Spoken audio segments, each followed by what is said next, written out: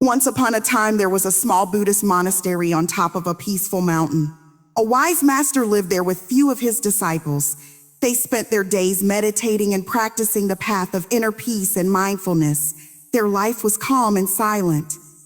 In that monastery, there was a young disciple who had recently joined. He was sincere and enthusiastic, but still new to the spiritual path. Like the others, he would go down the hill every morning to the nearby village to collect alms. One day, as the young disciple went to ask for alms, he knocked on the door of a house. A young woman opened it. She had just taken a bath, and her wet hair clung softly around her glowing face. The young monk had never seen such beauty before. He could not pull his eyes away from her.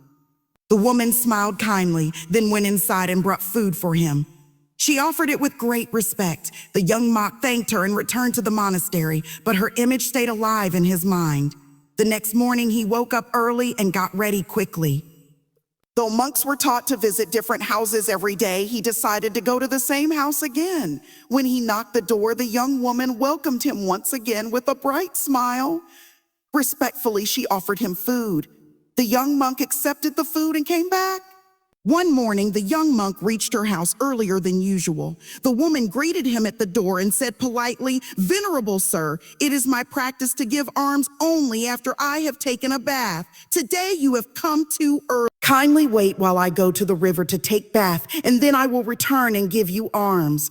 The monk agreed. As soon as she left to take her bath, the young monk quietly started following her. The woman reached the river and began bathing, while the young disciple hid behind a tree and started watching her take bath. For a moment, guilt rose in his heart and he thought, "What I'm doing."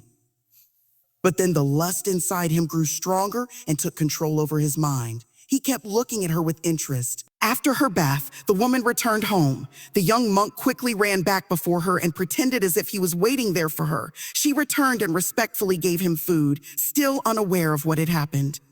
From that day onwards, he kept repeating the same routine. Each morning, he would secretly watch the woman taking bath and then collect alms from her house. Now he stopped talking to anyone in the monastery and would often sit lost in the thoughts of the woman. It became difficult for him to concentrate during meditation. The master started noticing the change in him. One day, the master called him and asked gently, "What's troubling you?" But the disciple replied, "Nothing, master. I am just not feeling well." The master remained calm, but decided to observe him more closely. The next morning, when the disciple left for alms, the master secretly followed him.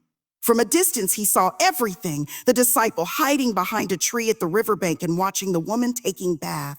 The master sighed deeply. His heart was filled with sadness. The master quietly walked up to him and placed a firm hand on his shoulder. The young monk turned around, shocked and terrified. His face went pale and his whole body began to tremble. He tried to make excuses, but his voice was shaking. The master said nothing. He simply held his hand and led him toward the mountain. After a long walk, they reached a stagnant and muddy pond. The master released his hand and said calmly, "Can you cross this point and come back?" The young monk was still frightened, but agreed. He started removing his robe. But the master immediately stopped him and said, "Why are you removing your robe?" The disciple answered, "Master, the pond is dirty. If I go in with my robe, it will get spoiled and become dirty." The master smiled gently and said, "You are not ready to dirty your robe, which is not very precious. But you allowed your priceless mind to be stained so easily." Then he continued, "This robe can be washed easily. But when the mind gets dirty, it is not easy to clean it." He pointed at the muddy pond. Lust is like this mud. At first it seems harmless, but once you step in it, it sticks to you. The more you struggle, the deeper you sink in. He looked at the young monk and said, "In the same way, when you let lust into your mind, it stains you, it traps you, and if you don't stop, it pulls you down further and further."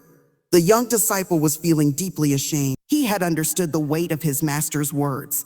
Tears rolled down his cheeks, and he bowed to his master and said, "Please forgive me, master. I have lost my way." The master gently placed his hand on his shoulder and said, "Falling is not your defeat, but staying fallen is. So rise again, stronger and wiser."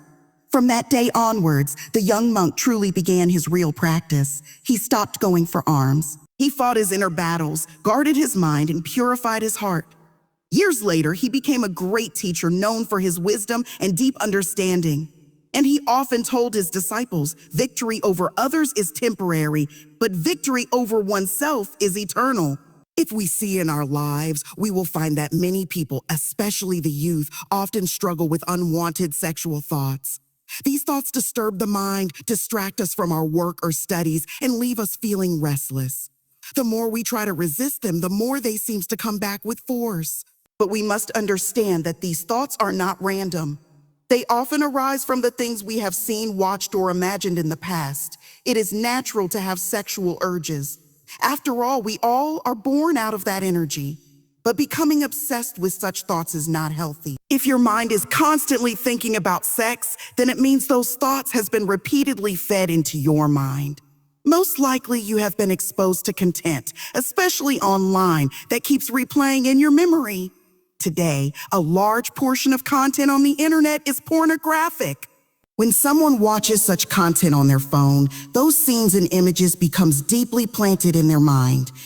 Later, these thoughts rise again and again, making it feel like the mind is out of control. But the truth is simple. If you stop feeding your night with such content, the thoughts will automatically begin to fade. When you stop watching explicit or vulgar material, the mind starts healing, and slowly those things and imaginations will lose their grip. And if you want to speed up this cleansing process, then start practicing meditation. Meditation has the power to erase deep impressions from the mind. It brings calmness, clarity, and inner strength. In the end, avoid planting the seeds of lust in your mind. Practice meditation. Protect your thoughts, and slowly your mind will become clean, focused, peaceful, and full of strength.